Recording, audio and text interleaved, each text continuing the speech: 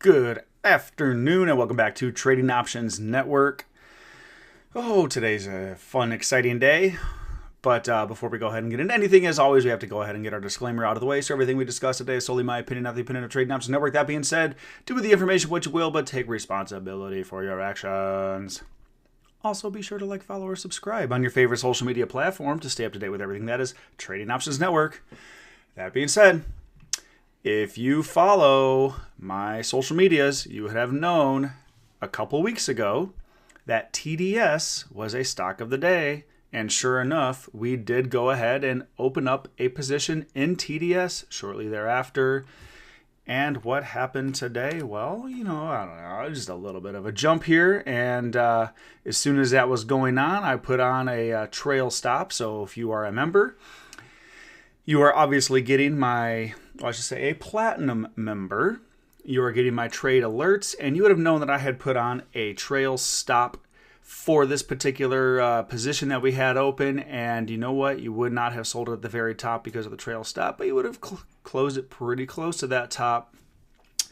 And, we made a little money with this one. In our case here, almost 3%, 2.5%. The value of our portfolio. So that is a phenomenal trade. Made again, we'll just use percentages. We made a little over 2% of our portfolio on just this one trade today. Now, is this going to happen all the time? No, of course not. It is not going to happen all the time. Let's pull it up here on here. But you know what? It doesn't have to happen all the time. The exciting thing is we had this one today, and it took off. And the crazy part is we bought this position here, but it never dropped. So we never hit a stop loss or anything along those lines. So we held the position, we held the position, we held the position, we held the position. And as I said over here, one of those days for our training, I said the Bollinger Bands are getting more narrow.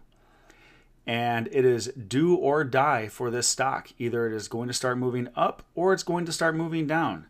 And sure enough, it started moving up and it exploded out. This is very, very similar to a short squeeze, actually. Now, I'm not going to say it's a short squeeze. I don't know what the short numbers were on this particular stock, but this is kind of what happens when a stock does get squeezed. Okay, the Bollinger Bands get tight, and it has to move in one direction or the other. And when it starts moving in that direction, everyone jumps on that bandwagon. And that's pretty much what happened here. A lot of people will look for these positions or these opportunities, and that's all they trade are tight Bollinger Band setups. And I don't blame them. I mean, you get a lot of great jumps like this. Now, of course, it doesn't happen every time. But when it does, it's nice. So that being said, back to everything else. Back to reality, per se. We did go ahead. Actually, you know what? Let me pull that back up. We did go ahead and close that position because it did hit our stop loss. So let's go ahead and get rid of TDS off of our positions list. That being said, I am going to put it back onto my bull watch list just for the simple fact that it could actually move sideways for a little while, allow the 20 and the 50-day moving averages to catch up and move even higher. Now, if we gap up tomorrow, it could really, really shoot up, and that would be indicative of more of a short squeeze.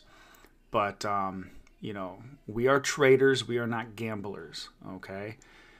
So I'm not going to just hope that happens. I'm not going to keep my position open and hope that it happens and that I can time it, okay? We made our money. We got out. Now all we can do is sit back and see if this goes ahead and creates another opportunity to get in. Let's say at high bases or creates a pennant pattern, then yes, we can get back in again and potentially ride it higher. So it is going on my bull watch list. I'm leaving it on there. XOM. Let's go ahead and take a look at this chart really quick while we're here. Also, you would have gotten a notification that we closed this position for a loss, unfortunately. It was about a 1% portfolio loss. It just never wanted to rebound after it had that bad news the other day. And, that's just something that we got to, live with, because we're not going to be profitable in every trade.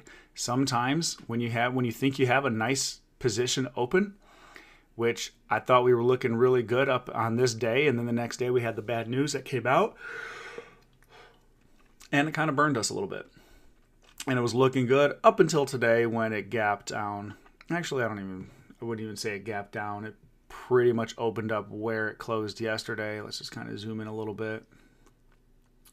If anything, it actually slightly gapped up, but it's been selling off a lot. Now, here's the interesting thing about this. It sold off hard, which is why I ended up closing the position. But if we take a look, a lot of people have been buying it back. Now, if this somehow finishes over the 20-day moving average, then this is something that I'm probably going to want to get back into right away next week, early next week, assuming it doesn't gap down further. If it finishes below the 20-day moving average, then again, we're just going to watch it and see if it can fight its way back over that 20-day. And if it does, it's going to be another good opportunity to get into it again. But unfortunately, right now, it did cause us to hit a stop loss, and we closed the position. And again, it's totally fine, because we're not going to be profitable in every single trade. So we'll have to take those losers with those winners. In fact, I'm actually going to talk on that a little bit more later. But let's go ahead and get back into everything else. All right, so what's the market looking like right now? Well, it's pretty green. Some red thrown in there, but it is overall pretty green. S&P looking like it's kind of a doji day. I'm not surprised. Again, if you've been listening to me at all lately, I feel like it's going to be a mildly bullish run until the elections, and then after the elections occur, something is going to happen one way or the other. It's either going to start really rocketing up, or it's going to start moving down. Time will tell. We got a few weeks until that happens. But when that happens, I do expect a bigger move. Equal weight, pretty much the same thing, kind of a doji, which tells me that even though it looks like it's a lot of green, it tells me that it's pretty much 50-50 in here, and it does. And when you really kind of sit back and look at it, it does look like there is a lot of red as well. It's just the green there's more green just for the simple fact that the bigger companies are green. Microsoft. Actually, I want to talk about Microsoft really quick. So, of course, MasterCard went higher than I anticipated. We had a diagonal spread where our high short legs were 505, and right now we're at 516. So, yeah, we're significantly higher. And unfortunately, the higher we go past it, the more profit we lose. So let's go ahead and take a look at this right now. We sold the 505s for about $254 each, and right now they're at 11. Now, great thing about this is we also bought the 500s, and they're at $21.50. So overall, that is, it says 168. It's probably because we're within 38 minutes of these expiring, so there's probably a higher bid-ask spread on those right now than we would like. Because technically speaking, we should be profitable. There it goes. Now it's showing 332. Okay, 352. Yeah, so even though it looked like it was negative, there's zero chance we should have been negative. If we close these now, we can take a small profit. And this would be a small profit. I'm thinking what I want to do here is I'm thinking I'm going to go ahead and actually keep these shorts and allow them to be assigned. And that will cause us to go long 800 shares of MasterCard. Okay? And if we do the math, 800 shares of MasterCard at, it'll be 505 a share, is 404,000. That's literally 33% more than our overall portfolio. So what does that mean to us? Well, it means we have to be very, very careful in what we're doing here. Okay? But again, we are profitable in this trade right now at the moment. And what we're going to have to do, in fact, you know what I think what we're going to do? Let me actually do this. I don't like 404,000. I'm going to create a closing order with you guys right now, but I'm not going to close all 8. I'm going to close 5 of them. We're going to keep 3. We'll keep 3. And yeah, look at the bid-ask spread. It is pretty big, which not surprised. Let's go ahead and put it at 11.15. In fact, I'll even put it at 11.20, see if we can get filled right away. Let's see if it happens. Hasn't happened yet. We'll keep an eye out on it, make sure it does get filled. We don't want to actually go into closing and getting assigned 800 shares of MasterCard. But I could do 300. 300 shares is fine. And then, of course, we're going to have to keep an eye on it very, very closely next week. And we'll probably set a trail stop or some kind of stop on it right away. Same thing with those long calls. Those long calls are no longer going to be protected by our shorts. So we'll probably have a nice trail stop on those as well. Be that we have only 2 weeks left till expiration. I usually don't like to have them that close. Maybe we could even go ahead and sell some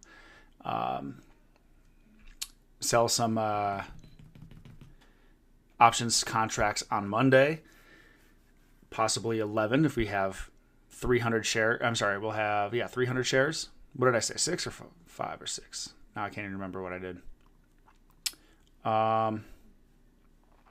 So we'll have 300 shares plus our 8 contracts, so we can short 11 contracts, and that will protect us. So maybe that's what we'll do next week on Monday, provided that we don't gap down hard. All right, now let's get back over here again. All right, yeah, we talked about TDS, so we're good there. Fox was one that we put on our watch list, and Fox is having a little bit of a red day here, which is totally fine because, again, it's on our watch list. It wasn't a trade that we have made yet, okay? But let's go ahead and make sure we do put Fox on our bull watch list. And, of course, we have NEM on our bull watch list and UDR on our bear watch list. Okay, so we have those 5 stocks right now on our watch list. And I'm liking where everything is looking. Okay, we haven't opened any positions. We haven't opened any new positions yet today, just for the simple fact that, this is more of a closing positions Friday. But I'm sure what happens on Monday will definitely open more positions or possibly close positions. We do have positions both on our bull and bear watch lists, so we'll see what happens. Last thing I want to talk about is the tip of the day from this morning. So the tip of the day this morning was don't be an emotional trader. And it's really interesting that TDS had this jump that it did, because this is exactly what I'm talking about when it comes to being an emotional trader. If I'm an emotional trader, there's 2 ways I could have reacted to this. As soon as it gapped up, I could have sold, and I would have lost a huge amount of additional profit. I'm like, oh my God, it gapped up. I need to sell it now. Oh my God, I don't want to lose this money. And then you sell, and then you miss this entire run up to the top. Okay, that's one thing that could have happened. Or the other thing that could have happened is, oh my God, it gapped up. Let's see how high it goes. And it gets all the way up here. Okay, but you never put a stop loss on it. Now it starts coming back and coming back. And like, oh my God, I could have sold it at the top and I could have made so much more money, but I can't sell it now because if I do that, then I'm going to be losing all this profit that I could have had. And, I got to hold it, and hopefully it starts running up higher tomorrow and blah, blah, blah, blah, blah. And then what happens is it actually comes back to reality, and it comes all the way back down to $26 a share, and now you just lost out on all that you could have had. That's what happens when you're an emotional trader. By keeping your emotions out of it, you say, hey, it's gapping up. I'm going to keep a close eye on it and see what happens. Oh my gosh, it's moving up. It's moving up more. Oh my gosh, it's moving up more. I got to be smart it's only bound to come back eventually, so I'm going to put a trail stop on it. That's exactly what I did this morning. I love trail stops for instances like this, because if we actually look at the 1 minute chart, I'll actually look at the 3 minute chart. Look at that run. It never really reversed until it got up here. And when we had that trail stop, that's about when it triggered, right around in here somewhere. I'm sure it was. And it sold almost at the top for us. Almost at the top. Now, again, could it have come back down, triggered that stop loss, and moved up higher? Yes, it could have. But we made the money. We made our money. Okay? We made our money. And when you make 2%, over 2% of your portfolio on one trade, that is a win. There's no reason to hope it goes higher and hope it runs higher. Now, I'm not saying that you should always close your positions when they gap up or anything like that. That's not. You just have to be smart about it. And you have to be consistent. So next time that this happens on our next trade where something like this happens, we'll do the same thing. We'll put on a trail stop so that when it does start reversing, we will be able to get out of the position. And another reason why I like trail stops is because it will force us to get out of it, for lack of a better term, without us even knowing. And it not only does it take emotion out of it, it takes us out of it as well. And people can be their own biggest roadblocks, I guess you could say. Because yeah, I have been in the position where I have run up. In fact, here I know a perfect one right now. Let's go ahead and pull this one up. So it would have been right. Was it that day? No, it couldn't have been that day. It was before that.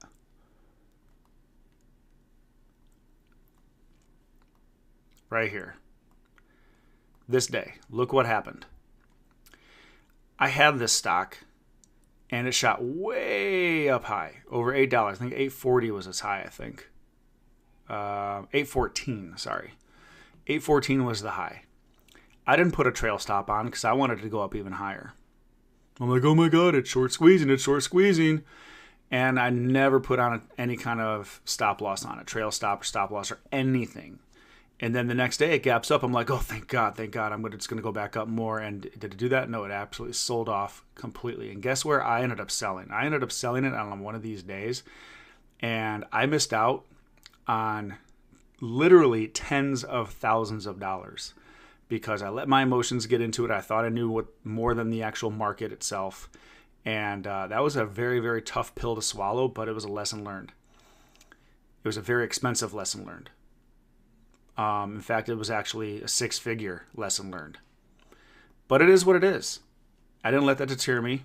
Okay, I still now hold some shares of this in my Roth IRA. Okay, because again, I do like the stock, actually. I do, even though it's been beat up. I do like the stock. I like the company, and it is one of those, and I'm not saying go ahead and buy the stock. This is not what I'm saying at all. It is in my Roth IRA, so it's something I'm just holding on to, and ultimately I'm hoping that this company does actually take off. I think it can. I think it will. Just takes a little bit of time, but I'm looking forward to it. But that is an example of allowing your emotions to get the best of you and causing you to lose money. Yeah, I mean, I really don't have anything else for you guys. Today was a good day in terms of the TDS. Let's go ahead and take a look at the rest of our positions really quick. Philip Morris is, again, still kind of being one of those, doesn't know what it wants to do, but it keeps kind of teasing us in a way. So we had that red day, which was really, really good for us. Then today it's like, oh, I'm going to go down. No, I'm not. I'm going to go up. And, of course, that is a doji. And the fact that it is now below the 20, when I looked at it last, it was still above the 20, I said the 20-day. Yeah, I'm sorry, it is the 20-day. The 20-day moving average. The fact that it dropped below it again is a good sign for us. But we're going to have to continue holding on to this trade. Right now, again, we are still in the red. Let's see, 3,000. Keep in mind, we did earn $2,000 on those shorts. Okay, we have 28 days till expiration. I'm not going to open up more shorts and, for lack of a better term, cap our potential gain, because I really do think this is going to start moving down more. Everything in this chart is telling me that it wants to move down more. Everything. Doesn't mean it's going to happen, but there's a lot that is telling me that it wants to move down more. So we're going to hold on to that, and hope does. Hope does. Good old HWM. Gosh darn it, I keep hitting that. What I like to call How I Met Your Mother. We're down a little bit today, but we're still up nicely, $1,000. Maybe we're in a little bit of a pullback right now. And if that's the case, then whatever. But HWM is a vertical spread. Okay? So we typically do not want to do anything with it. We're going to hold it for quite some time. Okay? We gave ourselves, I think at the time, a little over 5 weeks to get over 110. That's all we wanted to do. We have still 4 weeks to go to get over 110. So if we have a little bit of a pullback, I'm not too worried. Now, if it starts really moving down, then yeah, that's when you get worried. I'll keep an eye out if it does cross the 20-day moving average. If it drops below 100, that's usually when I get out of my verticals, because in this case, the reason I'm saying 100 is because that is my long leg, is the 100 strike. If it drops below that, then yeah, we'll probably go ahead and close it. I don't see that happening. The chart looks great. We might be having a little bit of a pullback. It was a doji yesterday after all. People are profit taking, but ultimately I think this continues to go higher. And again, we have 4 weeks to get closer to that 110. So, we're not going to be touching this unless it really starts dropping. Talked about MasterCard already, and then finally, good old Cisco. All right, so right now we're down a little bit. If you look at the chart, it is a bearish position that we have. Okay, so this one gapped up. Well, I'll actually go with yesterday. Gapped up yesterday, right here, sold off. Gapped up today, it's selling off. Those are very bearish candles. So even though we're negative right now, again, this kind of goes back to timing the market. You can't time the market, okay? Would it have been nicer to get in earlier today or yesterday when it gapped up? Yeah, it would have been. But we don't know the future. We can't predict those things are going to happen, okay? We got into this when it actually had gapped down after this gravestone doji, okay? It gapped down. We got into it. Well, unfortunately, it, started going green that day, okay? But it got rejected by the 20, so we didn't close. Then here, it gapped up, but sold off all day. Today it's gapping up, it's selling off. So again, those are very bearish candles, not the green one. The green one was actually bullish. The argument of why I didn't close it again is because it couldn't finish above the 20. It went above the 20, but then it got rejected and closed below the 20. And even though it did gap up close to the 20, it was close. It didn't get over it. It didn't gap up and open over it. And it sold off all day. So again, we're holding this position with the anticipation that it is going to start moving back down. And it doesn't have to move down much, okay? For Cisco, we have literally 75 strike puts.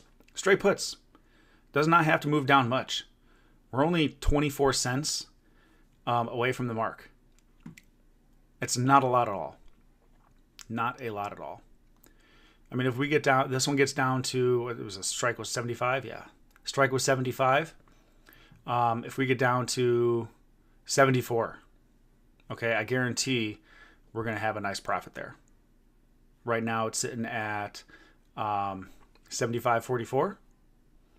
Okay. Heck, if it even gets down to 75, we'll probably have a nice profit. And that would be when it is at the money. It won't even be technically in the money. Which is interesting because right now we're actually out of the money. I don't like to typically do out of the money stocks or options. However, we did a pretty long ways away from the expiration date, so I wasn't worried. Now, if I'm closer to the expiration date, I better be in the money. Definitely not going to get theta burned for that matter. But again, I like the chart. It is a couple of bearish bars there. And let's be honest with ourselves. We go back and look at SPY again. Okay, let's look at SPY. There we go. If you look at the whole market, or all the S&P anyways, there's a lot of green in there. Okay, there is a lot of green. So